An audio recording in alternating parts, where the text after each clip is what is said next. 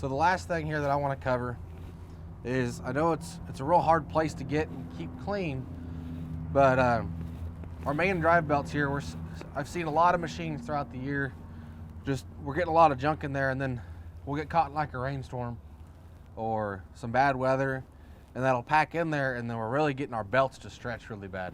And these belts stretch a lot easier than the ones we're used to way back on the older machines. So here I got the cutter head cover pulley removed, just to kind of show.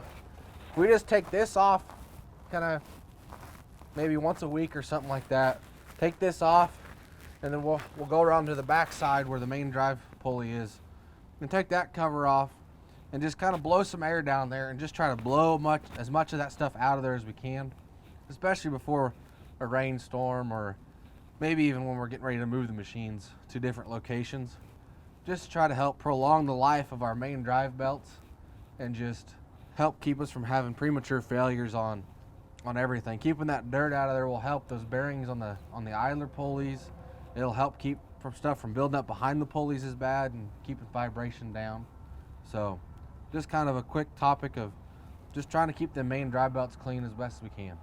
Here's that cover, just a few bolts here, about 4 bolts. Pull that off, and you can get real good access to blow down in there, and you look down in there too.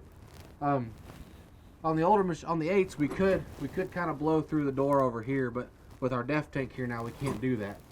But with all the extra paneling we have on the inside, this tunnel is pretty sealed, but a lot of sifting can still happen into here. So we just blow down there at the end of the night when we're cleaning our machines off. Just blow down there with that cover off the front, and it'll really help keep a lot of that dirt and debris from building up and collecting in there, and just keeping it cleaner, which will help prolong the life of our belts here.